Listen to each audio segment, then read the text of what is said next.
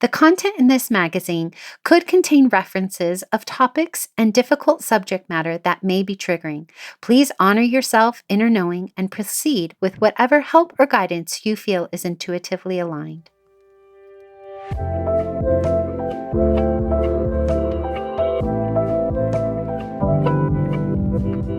Welcome to Sovereign Magazine Podcast. I'm Nicole George, CEO and founder of Sovereign. I'm so happy you are here. We are the magazine podcast and community guiding 5 million women to their sovereign selves. From heart-led conversations to magical meditations, our inspiring guests will show you how they can help you step into your sovereign self. Are you ready to listen to your inner voice and step into your power? Then keep listening to hear all of the intuitive messages meant for you today.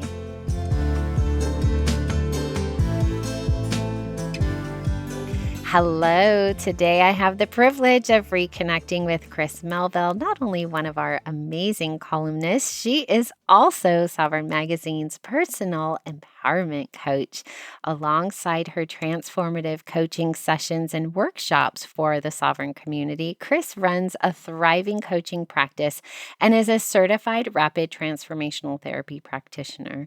With over 30 years of corporate experience, she is very passionate about empowering women to overcome mindset challenges and building thriving businesses. As a true expert in personal empowerment, Chris helps others step boldly into their power. Welcome back, Chris. Hello, Nicole. Nice to be back. Yes, today we are exploring comfort and flow, which is our theme for our October full moon issue. In your article, Why Forcing Growth Might Be Slowing You Down. And I love this topic because as solopreneurs, we often have the belief that growth only happens outside the comfort zone. And I'm so sick of that word, of that phrase.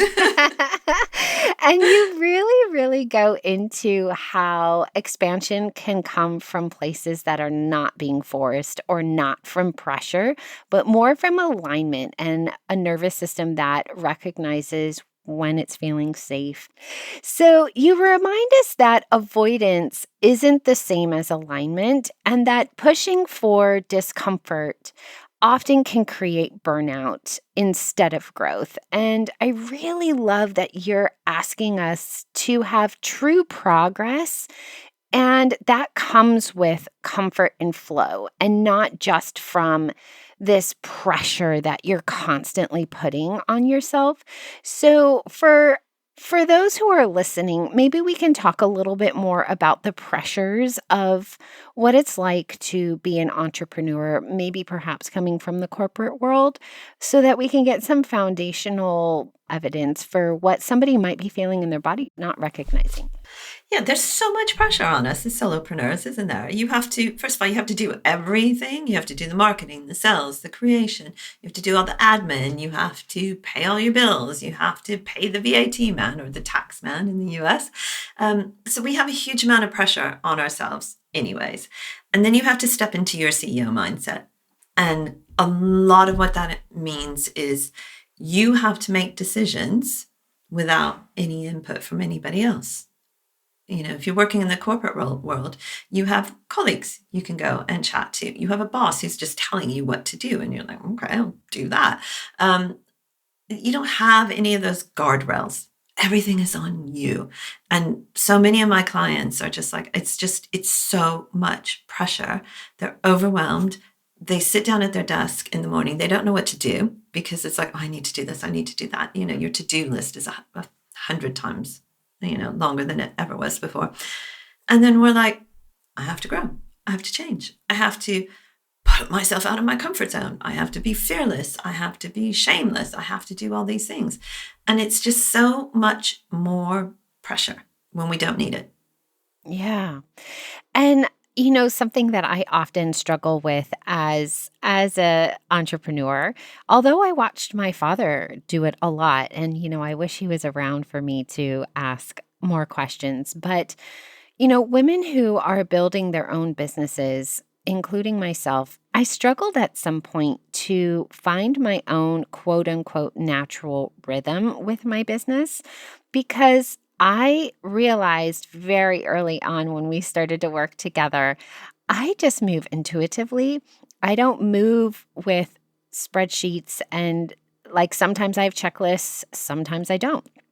Sometimes I go by my calendar, sometimes I don't. And I realize that's also part of my ADHD as well, but I don't really have a quote unquote natural rhythm or things like that. Like I remember you telling me, tick 3 things off of your list that you can get done really quickly so that you can feel really productive, right? And I love that because I love lists. I love feeling productive, but it never stuck for me, right? So I figured out very early on that my own natural rhythm was no rhythm at all. Right? Although there is a rhythm, but it's my own and I can't explain it. And so I'm just wondering more about how a woman can feel less pressure and still find her own rhythm. Well, it's all about getting to know yourself, and it starts with your values. What's really valuable to you? Maybe you started your business because you needed more time with your kids or an ailing parent, but then you put so much pressure on yourself that you're not getting all that time. So then you're starting to feel like, oh, the business isn't where I want it to be because I don't have enough time, because I'm being pulled a million different ways. So I feel like a failure there, but I'm not getting to spend the time with my kids that I wanted to. So I feel like a failure there. And then at the end of the day, I'm ratty with everybody around me because, I'm tired and I'm fed up and I feel like a failure there. This desire to like grow, we have to have really great self-awareness in order to understand where we need to grow and where growth will be easy, right? And where it might be easier to give somebody else something, outsource something, which I get is hard to do when you're starting a business and you don't have the money coming in. But if we're always pushing ourselves to grow in a way that isn't recognizing our strengths and what's going to move the dial on our business, we're putting ourselves under all that pressure for no purpose. We're just going to end up even more stressed out. Maybe we're trying to learn something that we can't do naturally and we don't have any kind of a background or skills in, and then try and run our business on top of it. But there are times to put yourself outside of your comfort zone, 100%. But let's make sure everything else is taking over and that our nervous system can take that extra stress and that we'll get valuable results from that extra stress.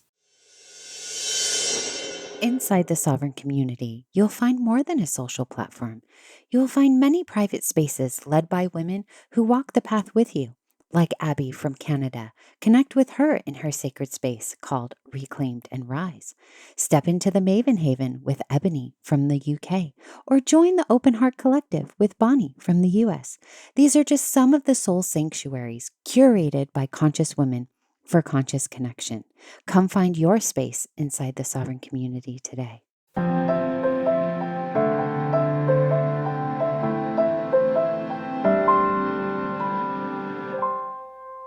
Okay, let's move into steps to our sovereign self and let's really kind of paint a picture for that woman has her own business.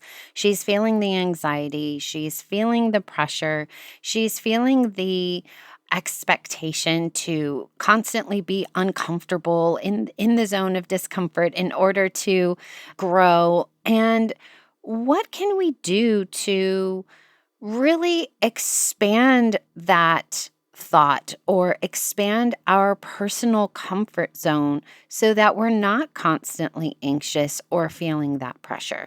What are some steps we can do to help us? Okay, so for me, the first step would be to understand why you're feeling the need to grow right now. What is it that you need to grow? Do you need to get more income in? Do you need to have more time? So let's focus on what the need for growth is, okay?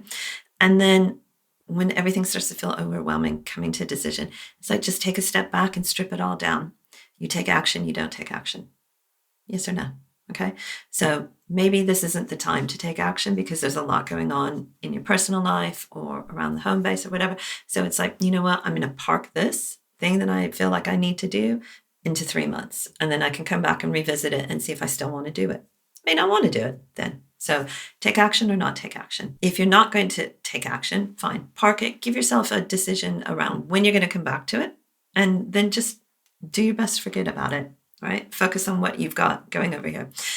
if you're going to take action, what's the first step that you need to take in that action? I just came off a networking call and I was speaking to somebody about this, and she's like, I just want to learn. I want to learn. There's so many things out there I want to learn.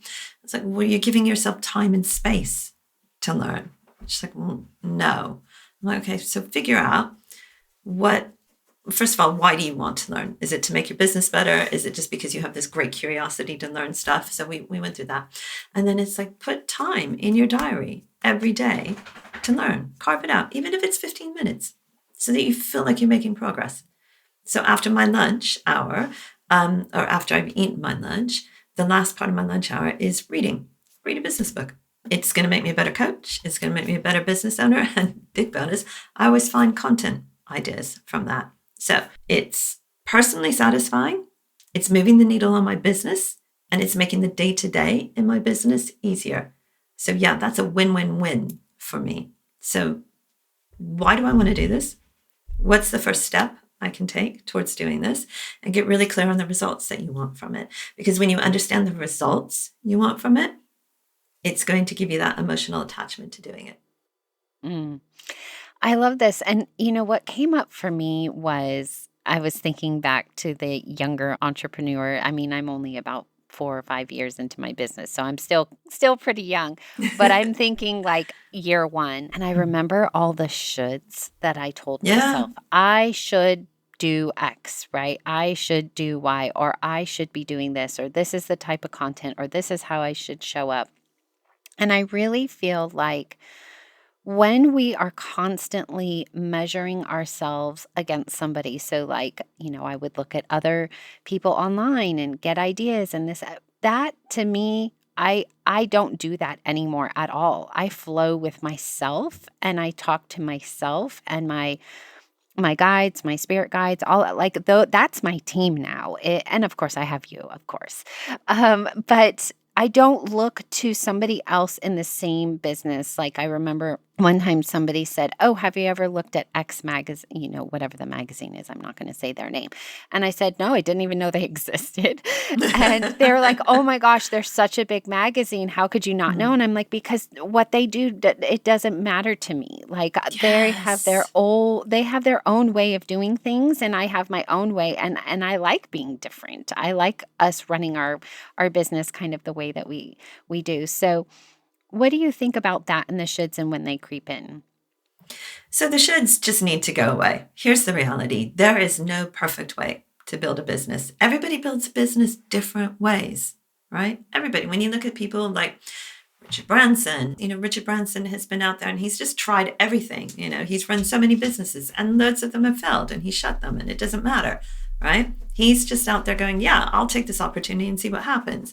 Steve Jobs was very focused. This is what I'm going to do. That man had a plan for what he was going to do. And he wanted one thing to do.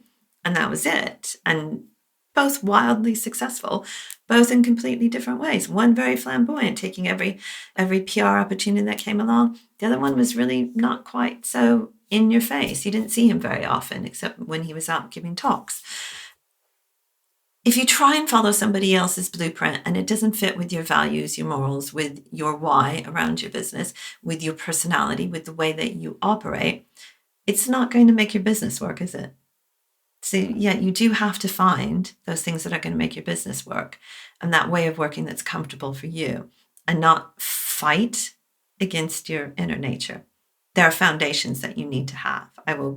That's a hill I will die on. You need to learn how to sell. Right, whether you like it or not, you need to learn how to promote yourself. And that doesn't mean you have to be a genius at social media. You have to understand when people come and work with me, it's because of a social media post or because I've spoken somewhere or I've been on loads of podcasts or I've gotten some PR. Understand your strengths. Play to your strengths. Otherwise, it's just a great big waste of time. And you need to get on top of your money. You need to be able to understand your money. And the other thing that you need to do is to build your CEO mindset. If you've got those 4 basics down, you're going to be able to build a business. Yeah. That's so when you said blueprint, I was like, yes, I'm glad she said that because it was actually when I found my human design. that I figured out what my business should look like because I modeled it after me. And guess what? I'm not supposed to be super visible in my business. That's why, we don't do a lot of videos of me because that's just not part of my human design. And I'm here to uplift women. So you guys are the face of the business, or I should say you ladies are the face of the business. And once you figure out your blueprint, and you follow those 4 steps and 4 values and foundational things that Chris said, you are going to have an amazing business. All right, well, let's wrap it up there. She's going to be coming back for some more in the October new moon, and we're going to be talking about a really, really good subject. I cannot wait. So definitely come back and listen for some more. She's here every single month, and we appreciate you, Chris. Oh, I love being here. All right. Much love. See you on the next one.